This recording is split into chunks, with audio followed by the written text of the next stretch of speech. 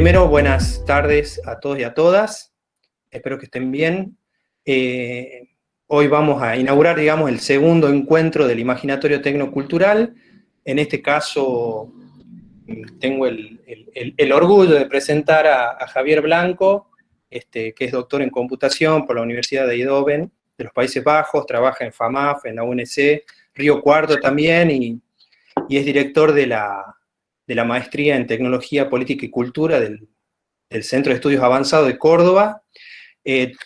Tengo la suerte de haber participado de algunos cursos que ha dictado ahí en la maestría y también de haberlo leído, y me parece una persona muy, muy interesante y muy generosa, así que espero que ustedes puedan también aprovecharlo y bueno, aprender como aprendo yo de las cosas que vienen trabajando, porque son un grupo verdaderamente muy interesante. Creo que yo hace un par de años tuve la posibilidad de encontrarme con esta maestría y hacer un curso, y verdaderamente al ir conociendo a la gente que trabaja, Darío, bueno, está Agustín, mucha gente que labura ahí, me ha enriquecido bastante y me ha permitido abrir una perspectiva de trabajo y también una perspectiva de análisis.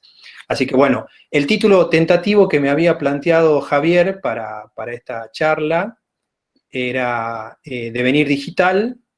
Creo que él lo va a explicar un poco mejor ahí, y bueno, lo escuchamos. La idea sería organizativamente que Javier pueda exponer. Si alguno tiene alguna pregunta, yo las voy retomando en el chat, la pueden poner en el chat, y después que finalicemos, en todo caso, se la trasladamos y discutimos, ¿sí? Bueno, te escuchamos, Javier. Gracias, Giovanni. Bueno, voy a arrancar así, primero explicando un poco el título, después voy a hacer una presentación. Toda esta época viene siendo con diversas presentaciones que voy retocando todo el tiempo. El lunes de una charla en un seminario en Chile. En Chile es este mismo lugar en que estoy. Lo único chileno acá es el cuadro ahí ese es un cuadro de Carreño, un pintor cubano-chileno, ¿no? En la época de la campaña por el nuevo Pinochet, digamos, si lo ven ahí detrás. Pero bueno, es lo único chileno que hay acá en esta oficina, pero fue en Chile ayer, el lunes, la charla, y un poco voy a retomar algunas ideas que presenté ahí. Pero esto de venir digital se me ocurrió, no sé por qué estaba leyendo cuántos años se cumplieron, como 25 creo yo, de ese libro no bueno, pero famoso, de Negroponte, de Nicolás Negroponte, que se llamaba Ser Digital. Parte en inglés es más divertido porque es Being Digital, es el being bueno, por supuesto la referencia a Heidegger, pero también el gerundio, ¿no? El siendo digital sería, que tradujo como ser digital, y en inglés está el becoming como el devenir, ¿no? Entonces, me parece que es eso, es cómo vamos siendo en este momento digitales o cada vez más digitales. Y voy a hacer una reflexión medio cruzada, medio extraña, como para más que nada disparar algunas preguntas, algunas ideas, y voy a entrar en alguna mínima tecnicidad en el sentido de cómo nos pensamos técnicamente. Voy a compartir una presentación, con lo cual posiblemente deje de ver a todo el mundo, así que si hay interrupciones, simplemente abra el micrófono e interrumpan, me parece que va a ser lo más fácil, o si no, Giovanni, directamente cortá, o sea, si tenés alguna pregunta en el chat que vale la pena, cortame, Perfecto. no voy a ver el chat. Entonces, posiblemente, a ver, un segundito, que comparto esto. Acá estamos. Bueno, están viendo esta pantalla. Entonces, vamos. Bien, devenir digital. Voy a arrancar con, últimamente, algo que no hacía usualmente por falta de tiempo. Digo, no es que ahora me sobre el tiempo, pero leo los diarios, por ejemplo, y miro las cosas que van saliendo.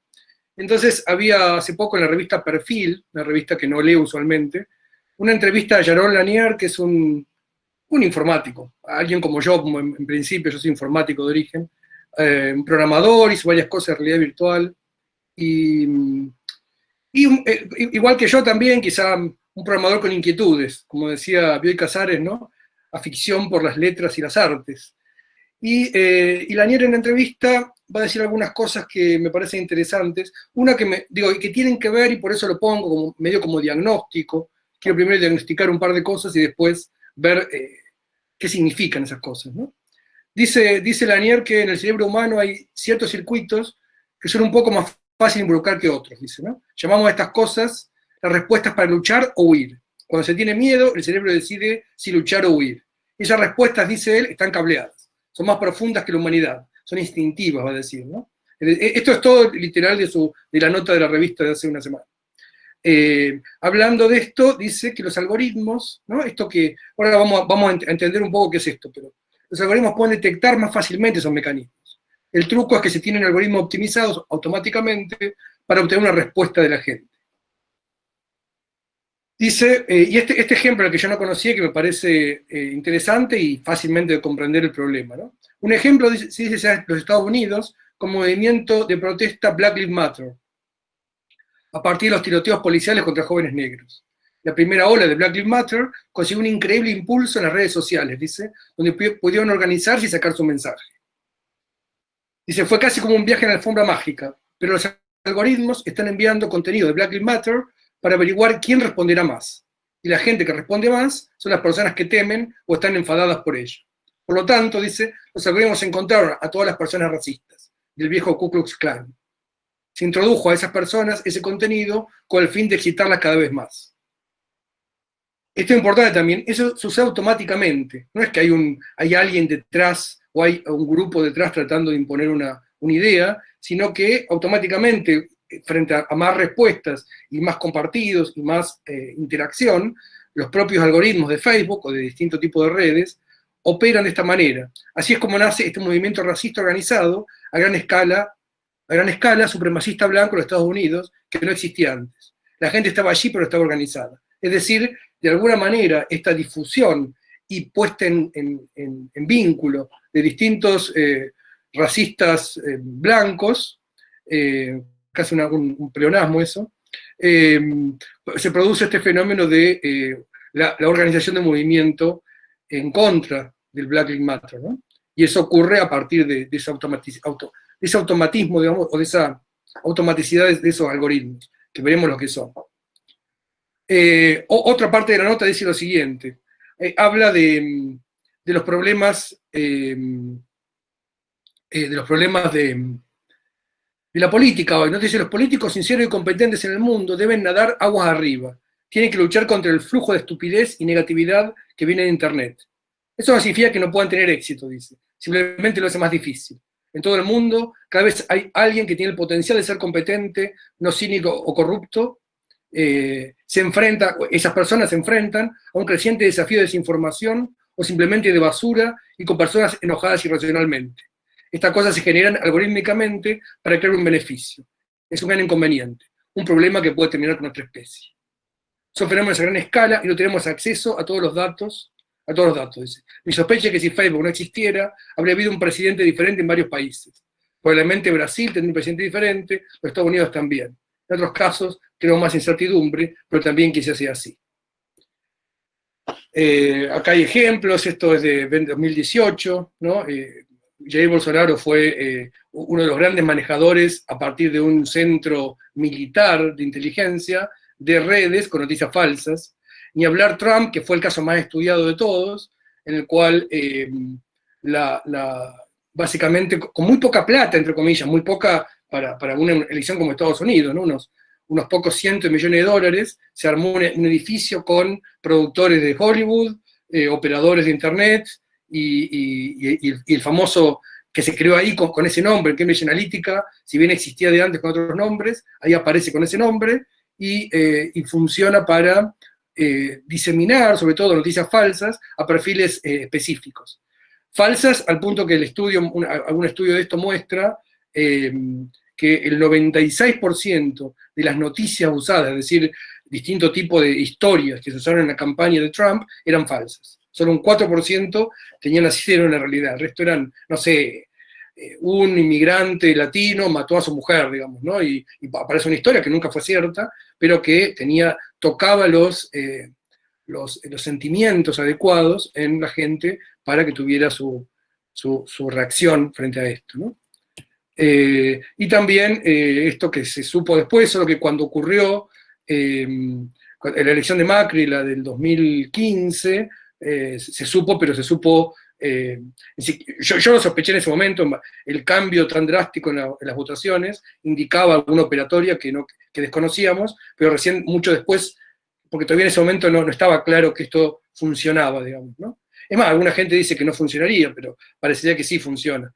Y también ocurrió con, por ejemplo, las elecciones en Colombia, el referéndum por el sí o por el no, el Brexit, todos esos casos se sabe donde se desplazó muchísimo el voto de una cosa a otra, y en todos los casos, en realidad, no es que sirven para cualquier cosa, sirven para generar determinado tipo de reacciones, ¿no? Como decía Lanier, sobre todo las que tienen que ver con enojos o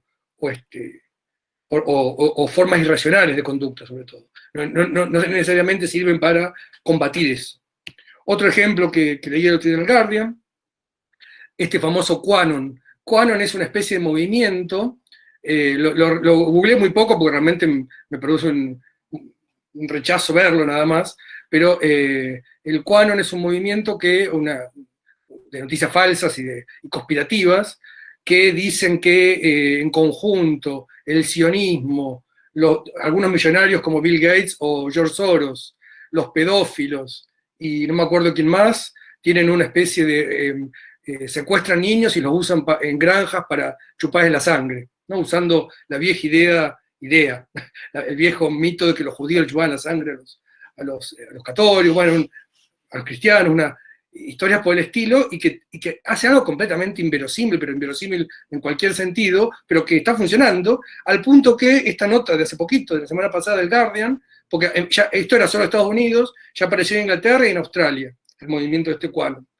Y lo que dan es consejos de cómo actuar si alguien de la familia cayó acá, ¿no? Entonces, ¿qué tipo de intervenciones hacer para poder tener chances de que puedan ver que esto que están haciendo es una estupidez? Pero, aunque parezca mentira, estas cosas están funcionando hoy de manera muy, muy drástica. Bueno, eso como para mostrar, digo, otra cosa, ¿no? Si uno revisa ¿cómo se llama? La OMS, en castellano, la Organización Mundial de la Salud, se ve que apareció inclusive ya en marzo, en alguna de las notas dice algo así como lo peor que está ocurriendo es lo que se llama la infodemia, ¿no? Y si uno mira, hubo la primera conferencia de infodemiología, y hace poquito, hace un par de semanas también, un documento de la OMS hablando de cómo prevenir, combatir o manejar, sobre todo, dice, la infodemia no se puede evitar, pero hay que manejarla para evitar mayores daños. O sea, por infodemia se entiende una proliferación de información, en general falsa, no necesariamente, pero en general falsa, sobre la pandemia, que está produciendo desastres epidémicos, ¿no? Desastres epidemiológicos. Lo vemos, vivimos acá continuamente, vivimos en Argentina, ¿no? Desde las marchas anticuarentena hasta, digo, y de algún sentido enmarcadas, ¿no? Por un lado, las redes sociales y cierta forma de interpelación digital, por otro, vieja política, es decir, no es que hay una novedad absoluta, pero sí hay novedad absoluta respecto de cómo funciona esto, ¿no? El ejemplo Black Lives Matter, que yo no conocía, que descubrí hace muy poquito, de cómo, bueno, pero que es parte de lo que ocurre en general, ¿no? La propia lógica de propagación de información a perfiles específicos producida por las formas digitales de información, produce un efecto político y subjetivo, concreto, de dimensiones inéditas históricamente, ¿no? O sea, rápidamente, o sea, algo que hubiera sido impensable hace unos años, de que movimiento que junta, ¿no? Supremacistas blancos o conspiranoicos que piensan en que los sótanos de hecho ocurrió esto, alguien en Nueva York fue un lugar que supuestamente en el sótano tenía una granja de niños para sacarle la sangre, y entró con armas a ese lugar. Eso pasó hace 1 o 2 años, no sé cuándo fue. Que juntan eso y que produce un efecto, entre comillas, colectivo, entre comillas no, colectivo, una colectividad novedosa, son preguntas a hacerse de cómo llegamos ahí, ¿no?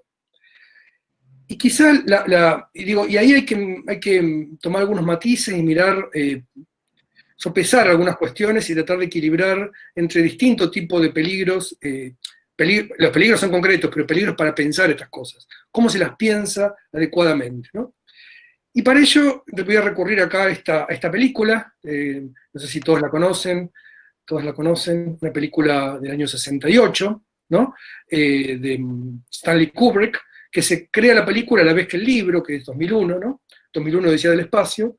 Y acá tenemos los dos personajes principales de la película para mí. Por un lado, Moonwatcher, ahí el muchacho peludito, ese con el hueso, ¿no? Que no sé si recuerdan la escena, pero Moonwatcher pertenece a una pequeña tribu de peludos como él, y que está en una disputa con otra tribu similar por un estanque de agua, y pierden la pelea, pues son más fuertes los otros, hasta que Moonwatcher descubre ese hueso. Descubre, y con música de Richard Strauss, empieza a golpear, ¿no? A Ciervos de Zaratustra, y golpea y descubre, ¿no? Ahí una novedad instrumental. Esa es como la aparición de la técnica en la prehumanidad, ¿no? El Moonwatcher y su tribu no tienen un lenguaje articulado, apenas unos gritos de vez en cuando, pero sí descubre la tecnología, y con esa técnica imagina, él se lo ve cuando tiene el hueso y golpea su huesito, imagina pegando el otro bicho y matándolo y comiéndolo, o sea, aparece no solo, y esto es, vamos a cerrar con esta idea, ¿no? La idea de Bernard Stiegler, de que hay primero una instrumentalidad, algo que la humanidad produce como forma exteriorizada de acción, y después introyecta esa exterioridad, y la interioridad se crea como protensión, como imaginación del futuro, ¿no? Como previsión de lo que va a venir a partir de disponer de una instrumentalidad propia. Es decir, lo que finalmente va a consolidar una interioridad humana y una capacidad de memoria va a aparecer primero desde afuera, ¿no? Eso es lo que va a decir Stiegler. Y que esto lo muestra perfectamente la película, y hay una escena después de que gracias al hueso consiguen, y que toda la tribu aprende a usar el hueso, y van con eso y lo apalean a los otros y se quedan con el estanque, y en el final Moonwatcher tira el hueso al aire, ¿no? Así, y entonces en un efecto especial del 68, el hueso gira y se convierte en una estación espacial que orbita la Tierra. Lamentablemente la elección musical de Kubrick no es la más adecuada, porque pasa de Richard Strauss a Johann Strauss, lo cual parece un retroceso grande, pero bueno, sobre gustos. Y bueno, y después, en la segunda parte de la película, va a aparecer este otro muchacho, el de la derecha, el amigo Hal, ¿no? Una computadora inteligente,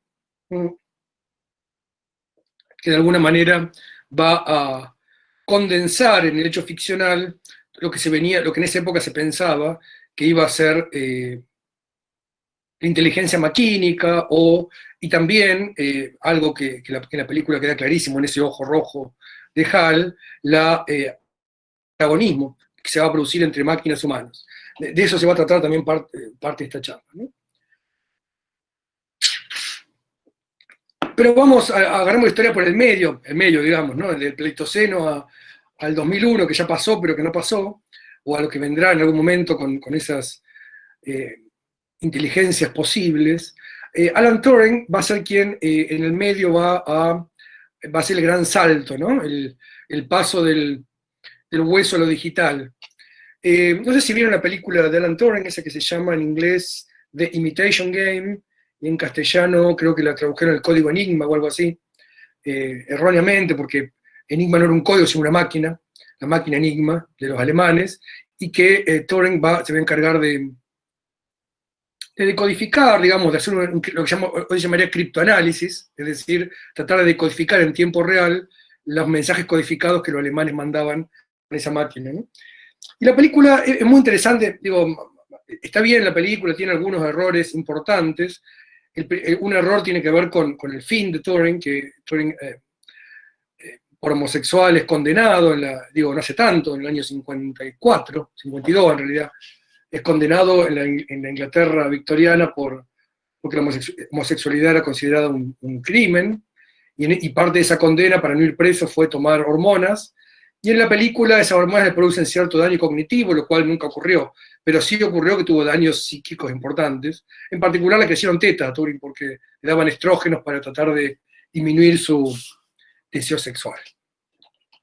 Esa es una parte de la película. La otra parte es el Turing joven, cuando descubre su homosexualidad y se enamora de Christopher, bueno, esa parte. Y la otra parte es el Turing del 41, cuando efectivamente ingresa a la inteligencia inglesa para descifrar códigos, ¿no? La parte que más fuerza le pone la película. Y pero falta lo curioso, el Turing más importante de todos, el Turing de 1936, ¿no? El que inventa el concepto que da lugar a los computadores. Eso le he dedicado varias charlas enteras a esa noción, solo para mencionar algo que es importante, que es relevante para esto. Cuando Turing sube al tren, yendo a la entrevista de trabajo con los militares ingleses, en ese momento mira a una niña que está con un cuaderno haciendo cuentas, ¿no? La niña lo mira y sigue camino, ¿no? De vuelta, ¿no? Así como la escena de Moonwatcher dura pocos segundos y condensa la historia de la humanidad, básicamente, desde la prehumanidad a la poshumanidad, Turing en esos pocos segundos condensa su gran idea, y que está como ausente en toda la película, va a aparecer con algunas charlas, que es la idea de la máquina universal, es decir, la idea de qué es lo que hace una máquina, ¿no? Que es que él basa su noción de máquina, de computadora o de cómputo, en la idea del algoritmo manual que realiza esa niña para multiplicar, ¿no? No voy a abundar sobre eso, sería algo muy lindo para ver, pero no lo voy a abundar.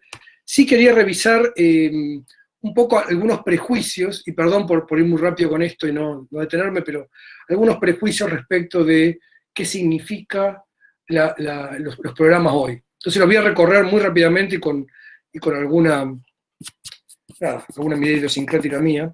Este es un libro muy lindo, The Allure of Mechanic Life, pero lo que va a decir este libro es que, no importa, no voy a leer todas las citas, pero va a decir que Turing inaugura esta idea de inteligencia artificial vista como top-down, ¿no? Como descomponer el pensamiento humano en sus formas elementales y a partir de ahí construir sistemas inteligentes, ¿no? Entonces va a decir, a partir de reglas sintácticas y manipulación de eso, construir una inteligencia artificial. Concepto de acá muy interesante y que voy a tocar en la charla es el de computational assemblage, ensamblaje computacional, que para este autor, que es un autor que viene de letras, no de tecnología, va a plantear que es esta conjunción entre una tecnología determinada y discursos asociados. Muy en términos Foucaultianos, si quieren, ¿no? Discursos que se asocian a formas técnicas. Esta idea para mí es fundamental para ir entendiendo el presente, ¿no? Y él va a oponer esta noción de Turing top-down con la bottom-up de la vida artificial, o también va a hablar de los autómatas que se autorreproducen de von Neumann. Entonces va a decir, va a querer las redes artificiales neuronales, va como querer contraponer lo bottom-up, lo que se crea de abajo para arriba, ¿no? La cognición que aparece en los sistemas inmunes, los sistemas conexionistas, ¿no? Contra, ¿no? La forma top-down. Pero para mí es erróneo esto, y es parte de los errores que hay que desterrar.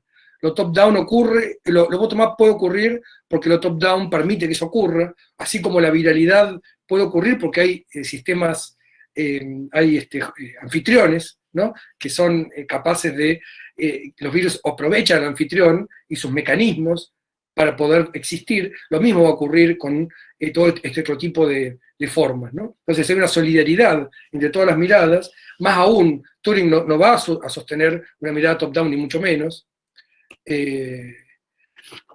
Y de hecho, lo que Turing quería era pensar una máquina minimal, no porque eso minimal es lo que es el cálculo efectivo o lo que son los procesos inteligentes, sino para demostrar un teorema nada más. Entonces hay que pensar todo si uno quiere pensar en las máquinas de Turing bien en términos de modelo de cierta idea cognitiva actual. En particular, hay que considerar que la máquina de Turing, la máquina universal que él constituye, tiene las siguientes propiedades, por ejemplo, lo voy a mencionar un poquito más adelante también. Las máquinas de Turing son reflexivas, impredecibles y deterministas, ¿no? Mostrando a la vez que una máquina puede tener todas estas características, ¿no? Y fíjense que esto va a contramano de muchas de las lecturas elementales elementales o metafóricas o por analogía, por mala analogía en este caso, de lo que son las máquinas de Turing. Dennett va a mostrar convincentemente cómo esta construcción es bottom-up, ¿no? Muy similar al darwinismo, o sea, va a jugar mucho en un libro maravilloso que tiene, que bueno, en todos los libros de esos maravillosos, pero uno de los últimos que se llama De las bacterias a Bach y para atrás, From Bacteria to Bach and Back, se llama así el libro, donde va a recorrer cómo se constituye la idea de pensamiento a partir de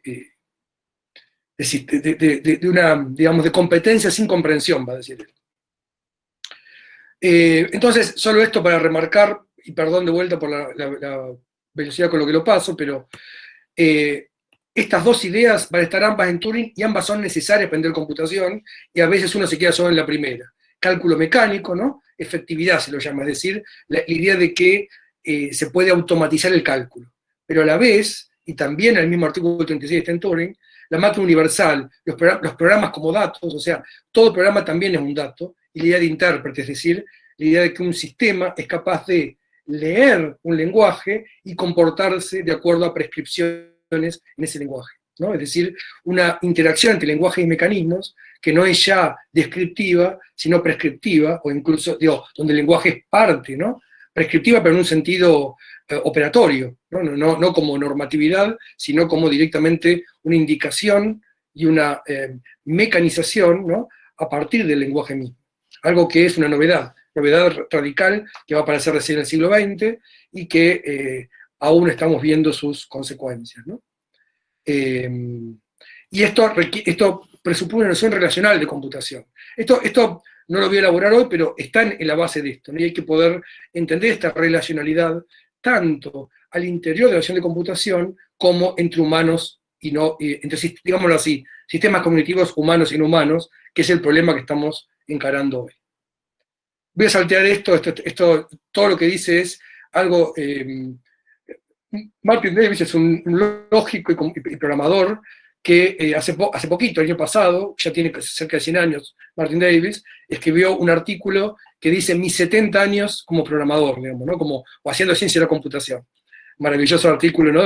Donde efectivamente él se doctora con Church, uno de los contemporáneos de Turing, y sigue trabajando hasta ahora, hasta este año. Y lo que dice acá Martin Davis es algo que ya dije y que voy a repetir una vez más todavía, que es datos y programas ontológicamente son lo mismo, digamos, no hay una diferencia. Todo programa puede ser visto como un dato de otro programa. Y esa idea es una idea central, que vamos a volver a trabajar un poquito. Todo el tiempo uno habla de algoritmos hoy, ¿no? La palabra algoritmo se volvió una especie de palabra clave de este tiempo, y cuyo significado en general es siempre un sinécdoque, ¿no? Es la parte por el todo en este caso, ¿no? Pero que también implica todo el tiempo falacia de composición, ¿no? Es decir, hablar de propiedades de los algoritmos como las propiedades de un algoritmo particular, ¿no? Esto es, a veces, en muchos momentos es el motor de búsqueda, ¿no? El algoritmo de Google, ¿no? O el algoritmo me encontró tal cosa, no me encontró tal otra, ¿no? O los programas de recomendaciones, ¿no? El algoritmo, ponemos música y de pronto el algoritmo va eligiendo que sigue la música, ¿no? Lo mismo con los videos, ¿no? El famoso teorema de que siempre en YouTube los videos que se van haciendo cada vez más radicales, y si yo dejo solo al algoritmo buscar, termina con alguna vindicación del nazismo, ¿no? Bueno, ese tipo de cosas que van ocurriendo. Un poco más general, pero no del todo, y esto nos vamos a dedicar de ahora hasta el final de la charla, que espero no extenderla tanto, los algoritmos producidos por lo que se llama como machine learning, como esta nueva manera de programar o de construir programas, que está hoy en día en boga y que tiene, y que quiero poder sopesar de alguna manera adecuada. Pero parafraseando a Borges, digo, ¿no? Hay los algoritmos tintes más desconcertantes, más innumerables y más anónimos que los colores de una selva otoñal. Los algoritmos son infinitos y una infinitud de comportamientos diferentes, y lo que hoy producen algunos algoritmos está lejos de ser una característica de los algoritmos. De hecho, y siguiendo también con la idea de Borges del inmortal, por ejemplo, por casi todo algoritmo habrá un algoritmo que hace exactamente lo opuesto. Digamos eso así en términos generales. Es decir, no... Es muy diferente, y también hay que tener en cuenta esta elementalidad de lo que son los algoritmos como posibilidad y lo que son los algoritmos como actualidad o como realidad cotidiana hoy. Me parece que eso es muy importante distinguirlo porque si no uno termina, como dicen en inglés, tirando el bebé con el agua del baño, ¿no?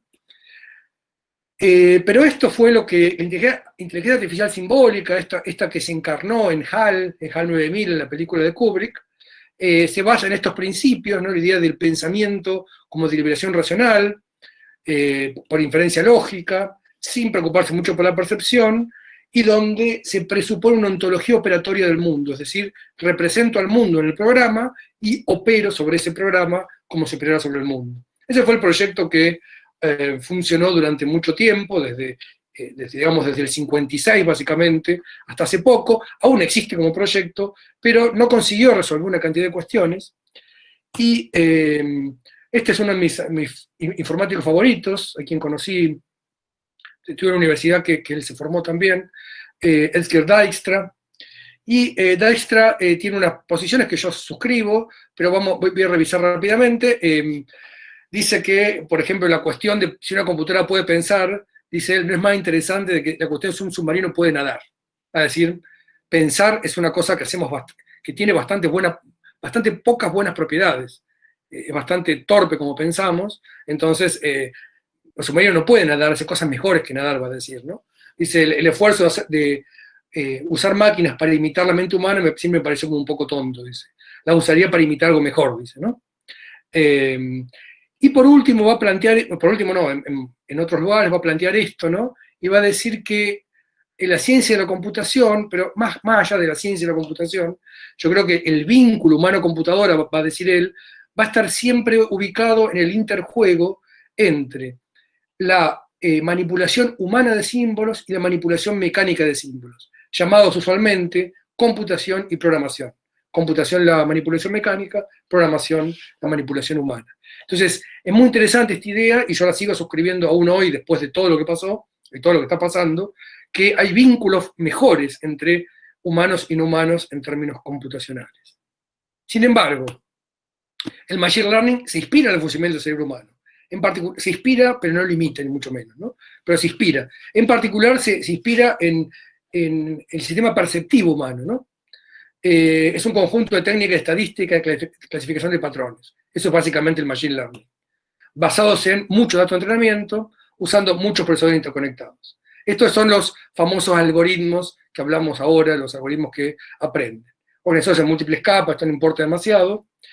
El GOFAI es la vieja Good Old Fashioned Artificial Intelligence, que mencionamos primero, y el Machine Learning es por otro lado, y acá una cosa comparativa. El GOFAI usa inferencia compleja, procesada serialmente en general, usando una cantidad modesta de información, poca información, con un número relativamente pequeño de variables fuertemente correlacionadas, las variables, ¿no? Mientras que, contraponiendo esto, el Machine Learning no usa inferencia casi, no infiere cosas, de hecho no tiene una capacidad lógica buena, procesa masivamente en paralelo mucha información, con un número enorme, de variables débilmente correlacionadas estadísticamente. Eso es un poco los momentos, ¿no? El Machine Learning tiene su gran desarrollo este último tiempo, y son estos algoritmos que aprenden a partir de análisis de muchos datos. Eso es básicamente en 10 segundos, como estamos haciendo todo en esta charla, al igual que Kubrick o que Turing en la película, comparar un poco estos dos, poner digamos, en contexto histórico y técnico este momento de la gran influencia que están teniendo los sistemas de Machine Learning, sobre todo, como los que mencionaba el amigo Lanier al principio, en la vida social, política y cultural. Y acá, perdón de vuelta, voy a hacer simplemente enunciativo acá, y había muchísimo para discutir. ¿Qué hacen los modelos lingüísticos? O sea, ¿cuál es la novedad? Como yo decía, lo que los modelos lingüísticos proponían inicialmente, y que son la base de la inteligencia artificial simbólica, es modelos del mundo que son ejecutables. Esa es la gran novedad también, ¿no? Modelar el mundo se hace no hace tanto, pero se hace, pongamos, desde el siglo XVII, tener modelos matemáticos del mundo. Ahora, modelos matemáticos ejecutables, es decir, al cual yo le puedo preguntar cosas y esas preguntas me las va a responder, es la novedad de la computación. Y lo que va ocurriendo, y que el machine learning actual es meramente una primera aproximación, una primera tecnología masiva para hacer eso, es el control de la creación de modelos, no ya de la ejecución, sino también la metacomputación, es decir, la posibilidad de transformar modelos del mundo, ¿no? Operar sobre los modelos mismos. El machine learning finalmente es eso, no es que permite transformar cualquier modelo, sino que es una técnica para producir modelos computacional, ¿no? Que es básicamente estos datos de entrenamiento que entrenan una red que después de un cierto trabajo previo, esa red va a aprender a partir de los datos a reconocer datos análogos a esos. ¿Ven? Es decir, en base a datos positivos y negativos va a aprender a reconocer lo mismo en otros datos nuevos que vendrán, con variantes y con éxito y fracaso al respecto. Varios éxitos importantes hay que reconocer, a la vez es una técnica bastante tosca, bastante torpe, digamos, ¿no? O sea, hay mucho, esto estamos viendo recién el inicio, pero esta idea de pasar de programas y datos como computación a la metacomputación, es decir, transformar un programa en otro y después computar con otros datos, que por ahora, esta idea de metacomputación existe desde los años, desde Turing mismo, está implícito en el trabajo de Turing, la idea de máquina universal, y hubo desarrollos puntuales, pero como las aplicaciones a la tecnología informática eran pocas, nunca se desarrolló mucho, y quedó como una especie de arcano de algunos teóricos, y algunos que devenimos filósofos y nos gusta por su gran potencial explicativo y comprensivo en una cantidad de cuestiones, ¿no? Pero de metacomputación recién ahora está empezando a cobrar un rol importante en la tecnología misma. Y de una manera, como les digo, muy torpe, que es con esto, donde esta metacomputación es simplemente el entrenamiento por datos, ¿no? Recordemos, cualquier programa es un dato. Uno podría metacomputar de una manera mucho más inteligente, realmente inteligente, que lo que está haciendo hoy en esa llamada inteligencia artificial. Por ejemplo, ¿no? El verdadero machine learning sería, no lo puse acá porque lo tenía bajadito, si recuerdan la película Matrix, de las ahora hermanas Wachowski, en un momento Trinity está peleando en una cosa y encuentra un helicóptero y tiene que manejarlo y no sabe manejarlo. Entonces lo llama al operador y le dice, necesito manejar helicóptero. Entonces le dice, shit, ya te busco uno, y aprende, o sea, toma un programa y aprende a manejar helicópteros en segundos. Bueno, eso es aprendizaje automático. Digo, efectivamente, aprendizaje maquínico, sin duda. Solo que un aprendizaje mucho más, uno dice, hay como una trampa ahí. No, no hay trampa, es como aprenden las máquinas. Lo que pasa con la inteligencia artificial actual es que aprende con la misma dificultad que aprendemos los humanos, entonces por eso es que nos suena como menos tramposa. Pero en realidad es lo mismo, en todos los casos es una transformación de un programa en otro. Esto lo voy a saltear, lo quería dar ahora, pero no, me parece que no voy a entrar con estos. Estos son teoremas que muestran propiedades que no quiero entrar ahora de los sistemas computacionales, pero sí como último temita, una propuesta para, nada, me desplazo un poco, una propuesta conceptual de por dónde creo que hay que pensar estas cosas, así después dejamos abierto realmente para por lo menos una horita de diálogo, y bueno, y si hay preguntas mejor, y si no, puedo ir tocando algunos temas un poco más específicos. Stigler es un filósofo francés, se suicidó hace un par de meses. Nada, déjenme la nota biográfica divertida. Stigler era un filósofo, no era un filósofo, era un trabajador rural, y trabajó también en oficinas no me acuerdo si era de ordenanza, o sea, organizaba trabajos, ¿no?, de plomería, cosas por el estilo en un momento.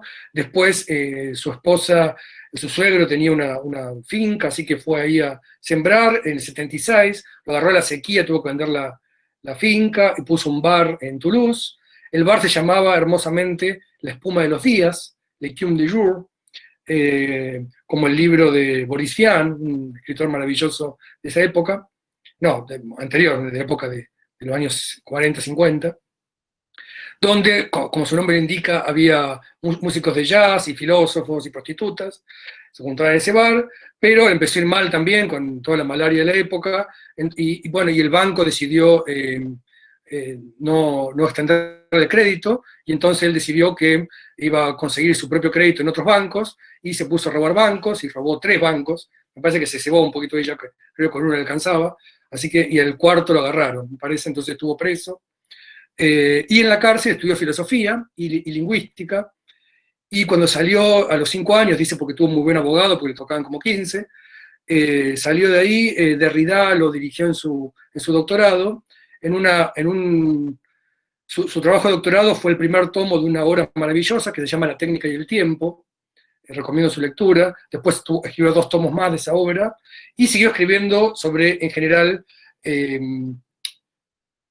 esto que dije al principio, esta idea de que es la memoria exteriorizada y los momentos de exteriorización de la memoria lo que marcan, ¿no?, los cambios epocales. Y él va a marcar como 3 momentos importantes en la modernidad, más allá, por supuesto, de la escritura, como el gran cambio histórico, 3 momentos importantes. Bueno, tenía una filmina, pero no la puse, así que sobre eso, pero lo cuento.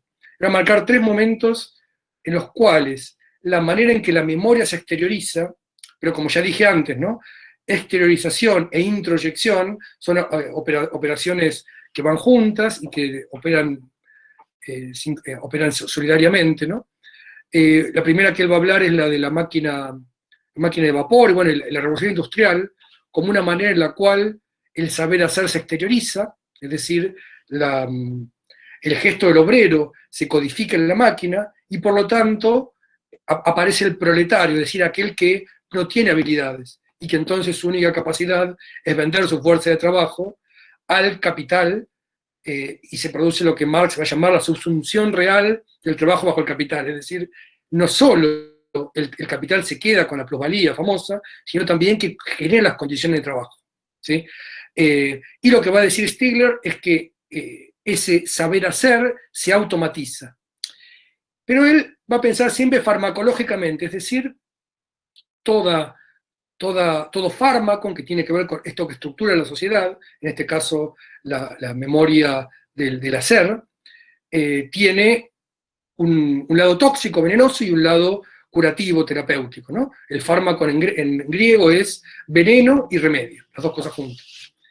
Y por supuesto, en la revolución industrial está, ¿no?, que la capacidad de producción aumenta drásticamente, y por lo tanto también la capacidad de salir del estado de necesidad, ¿no? Pero bueno, esa proletarización que va a marcar en ese momento el saber hacer, Stigler la va a extender la revolución analógica del principio del siglo XX, como la automatización del saber vivir también, ¿no? Entonces va a producir de vuelta un fenómeno de pérdida de saber vivir, y donde la fotografía, el cine y el fonógrafo, digamos, la grabación de la voz también, va a implicar un desplazamiento de ese saber vivir a las industrias culturales, ¿no? Walter Benjamin va a ser uno de los grandes críticos y analistas de ese fenómeno, ¿no?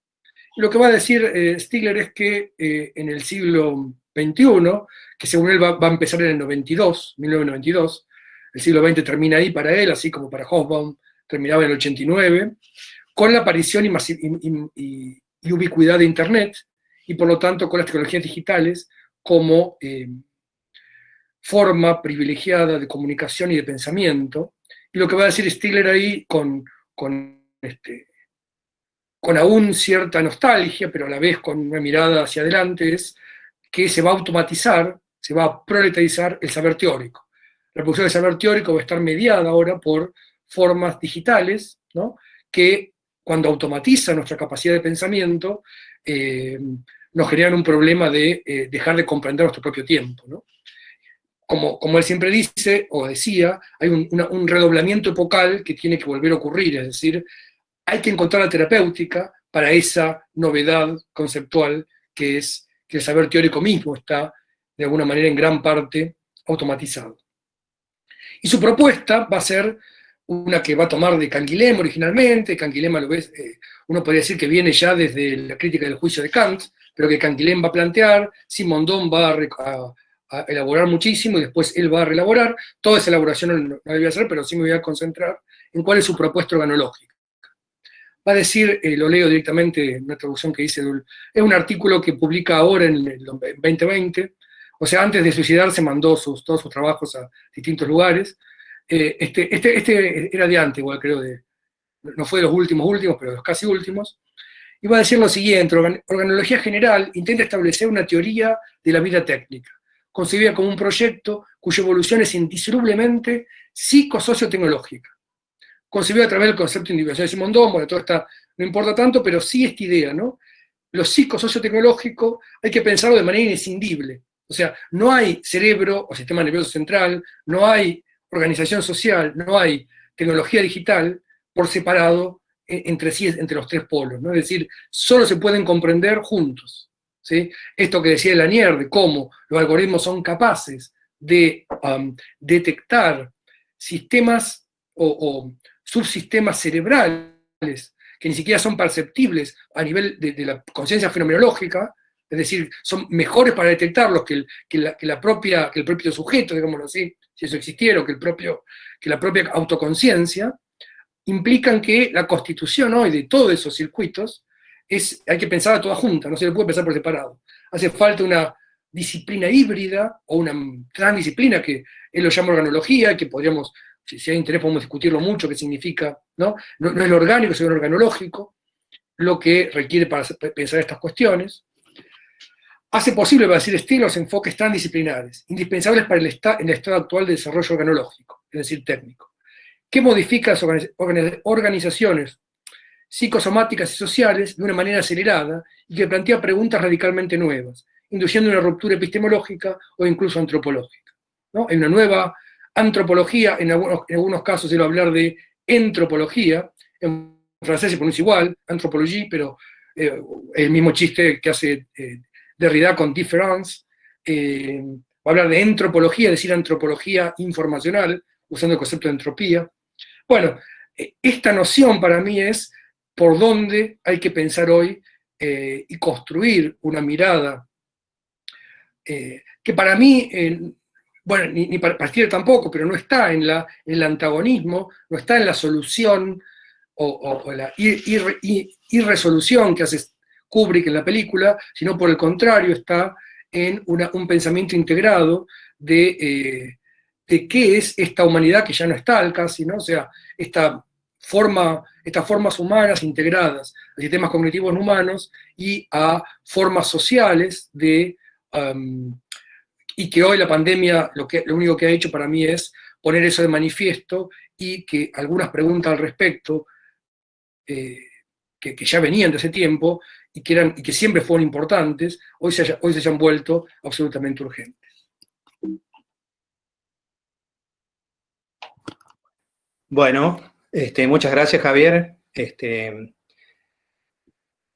Ahora podemos pasar a una instancia de preguntas, consultas o pedido de aclaración. Si quieren, como decía al principio, pueden hacerlo a través del chat, pero bueno, lo mejor sería que tomen la palabra. Yo me voy a tomar el atrevimiento como coordinador de preguntarle primero a Javier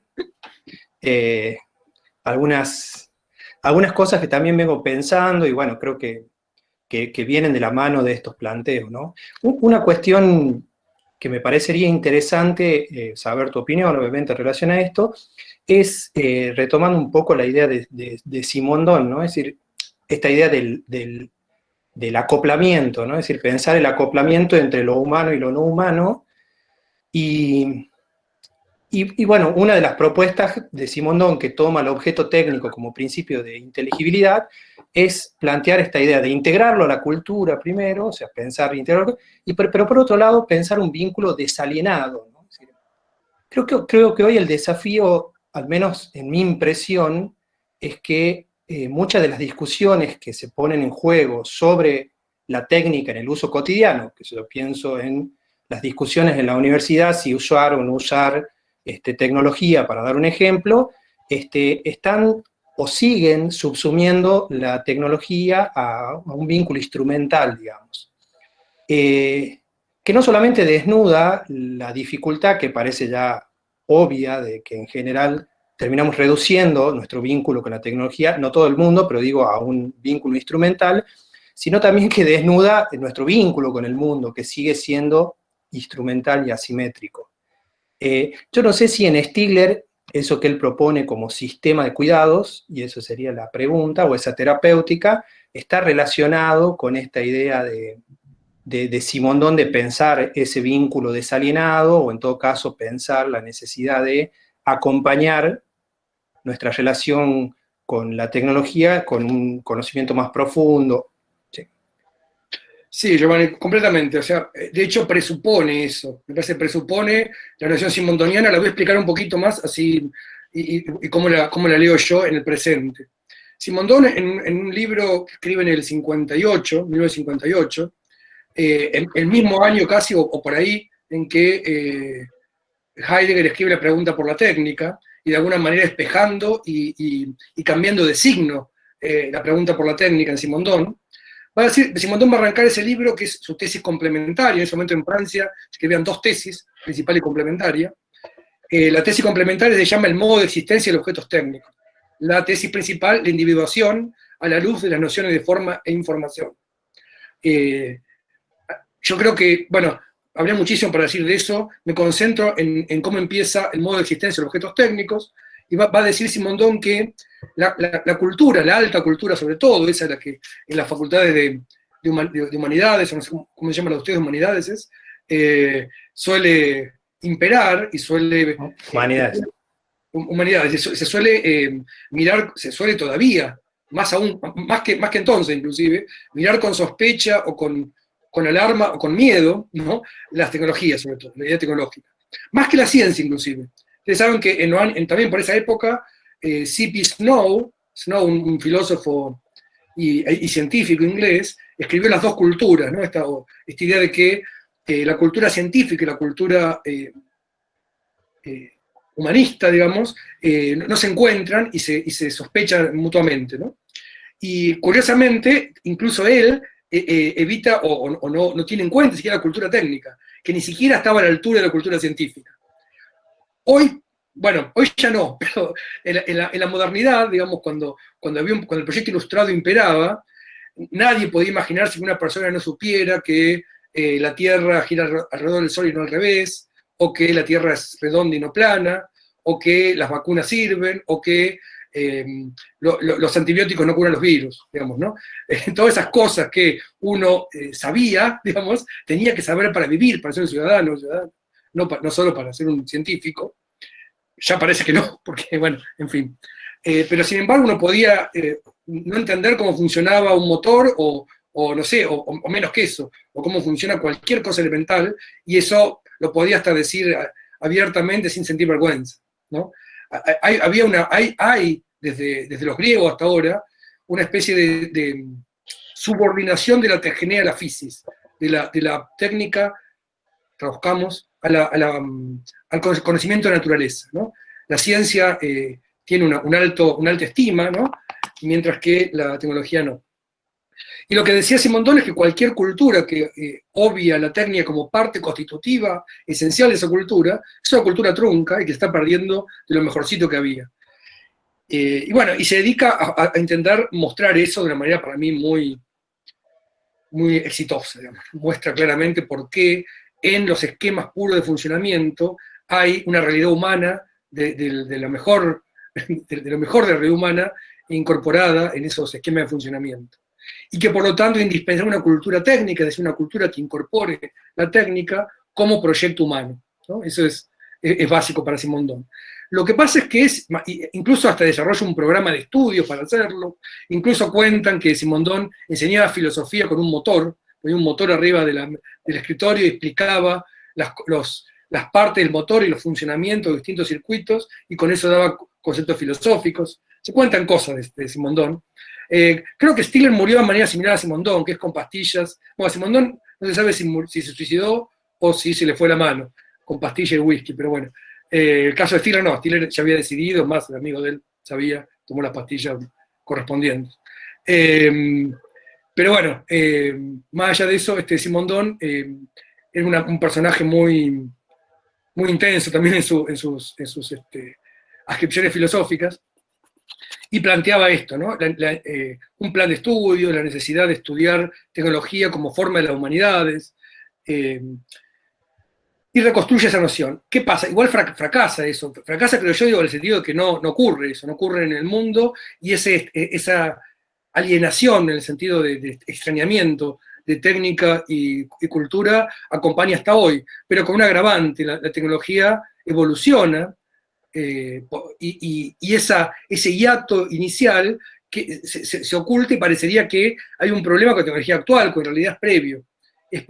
Digo, esto, ¿no? Que cuando uno discute estas cosas, aparece rápidamente el antagonismo: humanos contra máquinas, humanos contra robots, humanos contra sistemas cognitivos no humanos, ¿no? Contra inteligencias artificiales. Cuando en realidad lo que Simondon diría es, pero si, ¿qué hay de no humano en lo artificial? Si lo artificial no solo es parte de lo que los humanos crean, sino de lo mejor que crean, y Stigler va por más y dice, no solo eso, esa artificialidad exteriorizada es lo que crea la humanidad, es previo a la humanidad, ¿no? Entonces, ahí está para mí el gran desafío hoy, que es un vínculo desalienado. ¿Qué vínculo? El que proponía Dijkstra. La programación, por supuesto, no todo el mundo tiene que ser un programador o una programadora, ¿no? El sentido profesional de la palabra. Pero si no entendemos las bases del funcionamiento hoy de la programación, de las tecnologías digitales, y de lo que éstas pueden producir y no producir, y de las dimensiones políticas que eso tiene, que aún ni siquiera las sabemos a nivel teórico, estamos en un riesgo bueno, un riesgo no, estamos en medio de un neoscurantismo que en gran parte está motivado por que esa mediación, que es indispensable hoy para producir conocimiento teórico, eso suscribo la mirada de Stigler, es incomprendida, y por lo tanto hay una... bueno, esto que mostraba, ¿no? Se genera una cantidad de burbujas, circuitos, formas realmente desopilantes de desinformación, o simplemente de incomprensión completa de lo más elemental del mundo, a través y mediado por esas nuevas tecnologías. Entonces hay que entenderlo, y por supuesto lo que decía Giovanni, pensar que no hay ninguna instrumentalidad ahí, ni siquiera hay, no solo no es una instrumentalidad, ni siquiera es solo constitutivo del humano. La misma subjetividad hoy está constituida a partir de esos vínculos organológicos, para mí. Es decir, es integral de la propia subjetividad. Entonces, si pensamos la subjetividad como forma de operatoria del mundo, como fenómeno, hace falta pensar la tecnología, hace falta, por supuesto, pensar la sociabilidad puesta en estos términos también. No sé si la respuesta más o menos fue por ese lado. Pero... Sí, yo sigo preguntando. Ahí Sergio tiene una pregunta, no sé si querés hablar, Sergio. Si no, le traslado la pregunta. Ok. Gracias, Giovanni. Javier, buenas tardes. Un saludo a todos desde Colombia. No, es una pregunta a propósito de la mención de Bernard Stiegler. Digamos que quienes estamos interesados por la reflexión en el campo de lo político, siempre que hacemos lecturas respecto de la tecnología, digamos que hay una sospecha que antecede la pregunta por la tecnología en política, y es el potencial dominador, el potencial de control al que podría llevar la tecnología. Entonces, quería escuchar un poco cómo se puede abordar esa pregunta desde la perspectiva de Stiegler. Muchas gracias. Sí, cómo no, Sergio. Excelente pregunta, y voy a tomarla ahora. Primera cosa, lo único que voy a comentar a ella, que estoy en lo anecdótico. Yo a Stiegler lo conocí solamente a través de medios como un curso que él dio en el Pompidou cuando estaba, y dialogábamos un poquito así en la pantalla nada más, ¿no? Él daba el curso, había 8 nodos en el resto del mundo, yo con una amiga acá no lo veíamos el curso, y después se dialogaba primero con los de afuera, después con los que estaban ahí presentes, y charlábamos así. Y lo iba a conocer este año en Colombia, iba a ir a Medellín en septiembre, pero bueno, entre la pandemia y su decisión de no seguir, me parece que se acabó eso que de hecho iba a estar allí para conocerlo por primera vez en persona. Bueno, otra de las pérdidas de la pandemia. Sí, primera cosa, de vuelta, para mí una cosa elemental, hay que distinguir los algoritmos como potencial de lo que pueden hacer con el momento actual, ¿no? Es decir, como potencial no están asociados al biopoder, como dicen ahí, o a la, ¿no? o al poder corporativo, que sería otra pregunta también, ¿no? No como potencialidad. Como actualidad, como este momento, efectivamente, la capacidad operatoria de las grandes corporaciones a través de el acceso, sobre todo, a grandes masas de datos y, por lo tanto, a desarrollar formas de interpelación subjetiva, en el caso de Facebook, o de venta directamente de cosas, o quién sabe qué están recopilando en algunos otros lados acerca del comportamiento humano, ¿no? Eso es un hecho concreto, y eso, por supuesto, fortalece el biopoder, digamos, ¿no? Es decir, primero que se parecen las dos cosas. Igualmente, yo creería, Stigler era, ¿qué es lo que planteaba Stigler como problema esencial? El cortocircuitamiento de los circuitos de subjetivación. Es decir, ser cortocircuita significa que todo lo que Simondon va a llamarlo transindividual, ¿no? Y que después también Stigler va a retomar como uno de sus ejes proyectuales. Es decir, no el vínculo interindividual entre individuos conformados, sino aquello que se conforma en el propio vínculo, ¿no? Entre distintos humanos, o no humanos, pero no importa, entre distintos procesos de individuación, digámoslo así, para decirlo en palabras simondonianas o stiglerianas, es decir, aquello preindividual, aquello que no está individuado y que ocurre solo en el vínculo, es lo que tiene el potencial emancipatorio para Stigler o para Simondon, ¿no? Y ese cortocircuito se produce en parte por esta automatización de los vínculos o por formas algorítmicas que operan sobre distintas cosas que cortan los circuitos, esos circuitos de desarrollo de la subjetividad. En particular, en uno de los libros de Stigler, que se llama, un excelente libro que se llama Estados de Shock, aún no traducido al castellano, mejor dicho, está traducido al castellano, pero aún no publicado, Estados de Shock se llama el libro, se llama así, Estados de Shock, saber, o savoir en francés, saber y estupidez en el siglo XXI, savoir et bêtise en el siglo XXI, ¿no? Ese libro, Stigler va a hablar inclusive que lo que hoy se disputa desde, por ejemplo, los sistemas de educación, con énfasis en la educación superior y en los sistemas de investigación, es la capacidad atencional, ¿no? Va a decir Stigler, el logos, es decir, nuestra forma discursiva de entender el mundo, es una manera particular de la atención, ¿sí? Y esa forma de la atención está hoy en conflicto y en disputa con una industria de dispositivos atencionales. En particular ¿no?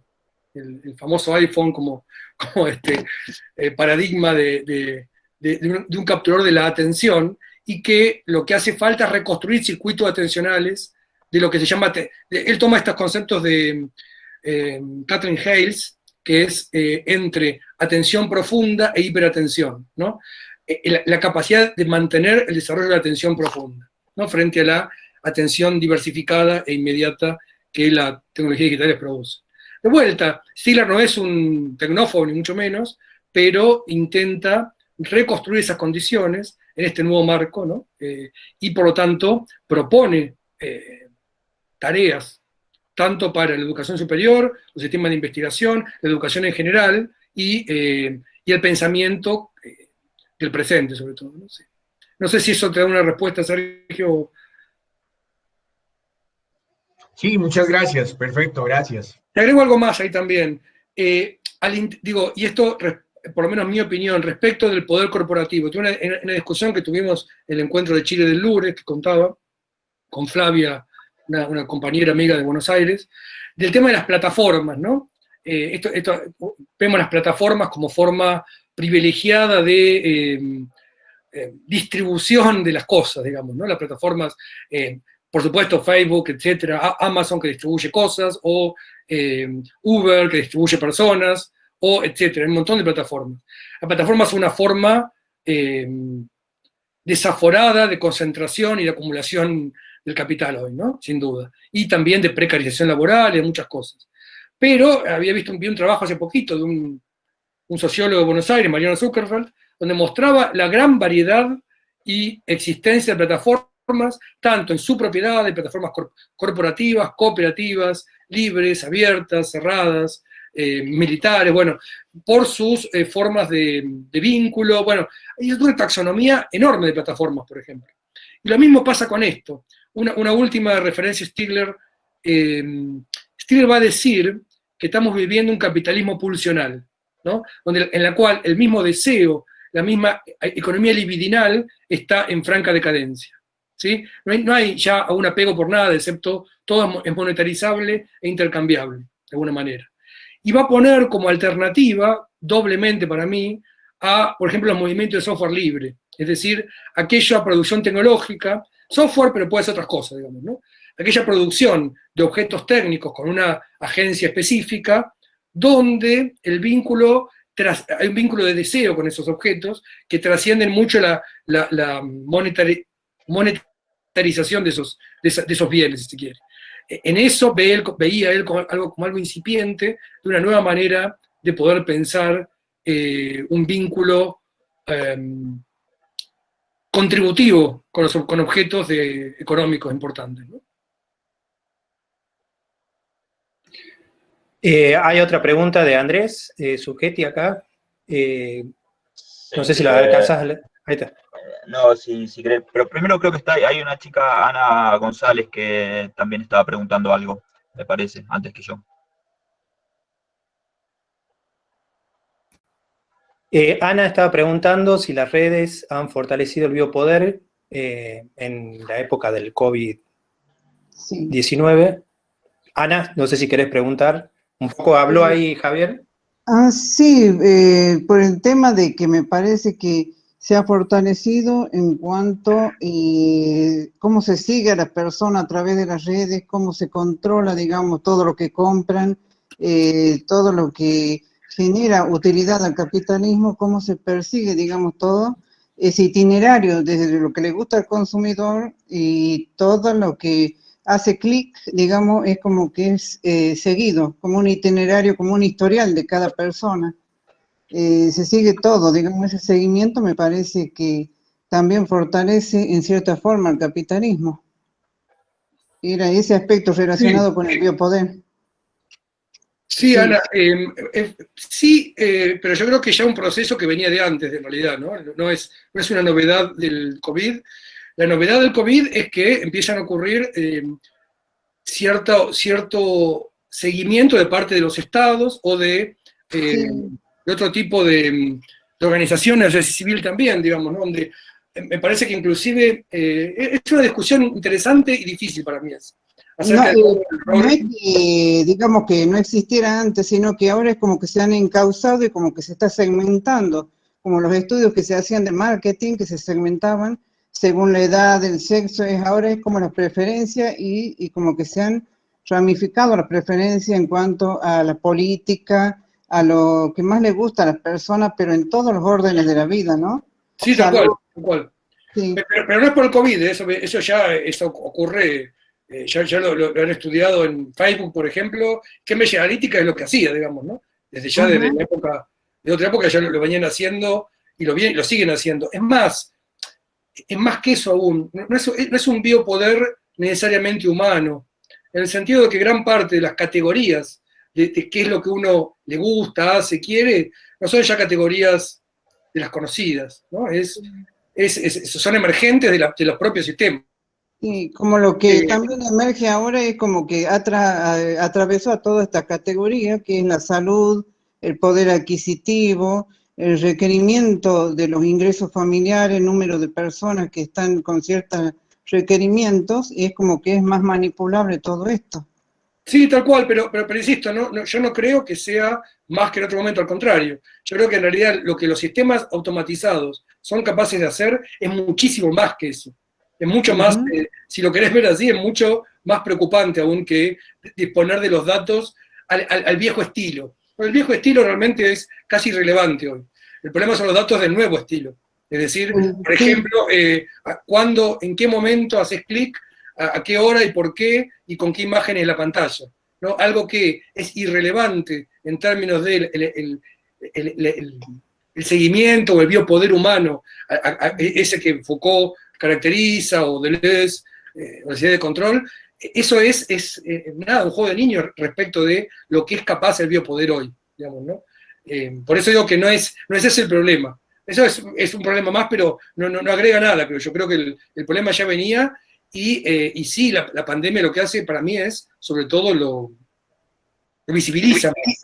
Sí, a eso voy, a que ha visibilizado y segmentado. Sí, tal cual. Sí, bueno, eso nada más. Gracias. Gracias, Ana. Gracias, Ana. Tiene la palabra Andrés y después Elsa también. Sí. ¿Otra pregunta? Bueno, Javier, primero muchas gracias por la charla, muy, muy interesante. Siguiendo un poco con esta línea, yo lo que preguntaba, digamos, si vos crees que esta pandemia, digamos, justamente porque a su vez estamos mucho más en contacto ahora con todos estos algoritmos, toda esta cosa, ¿de qué forma podría habernos influenciado justamente esta interacción individuo-tecnología?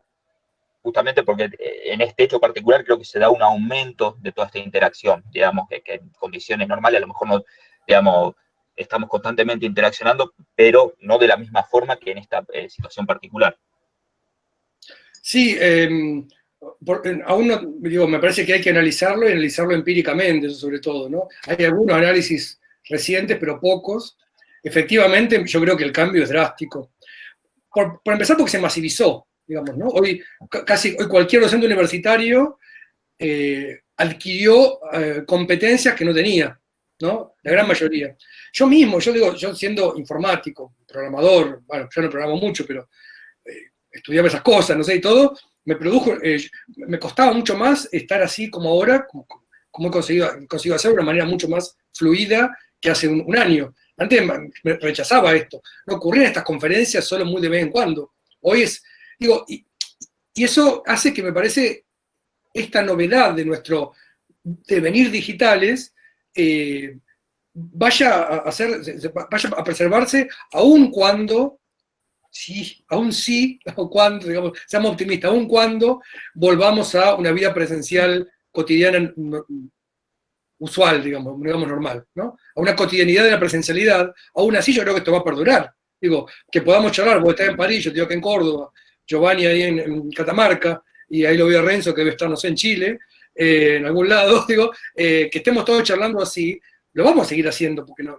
viene bien, me parece. Nos viene bien porque nos acostumbramos a algo que no sabíamos hacer. Y esto es, me parece, el tip del iceberg, ¿no? La punta del iceberg, mucho más que eso.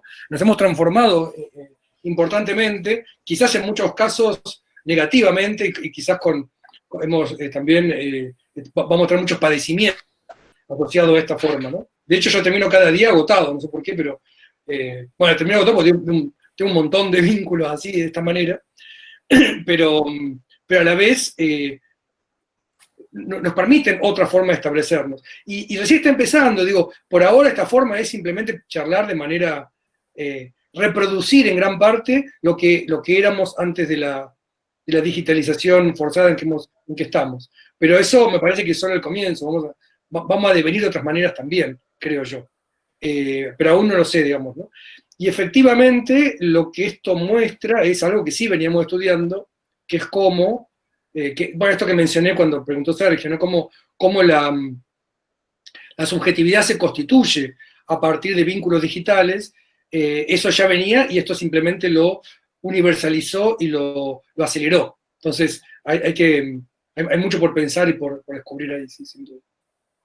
Está bien, bueno, muchas gracias. Bueno, gracias.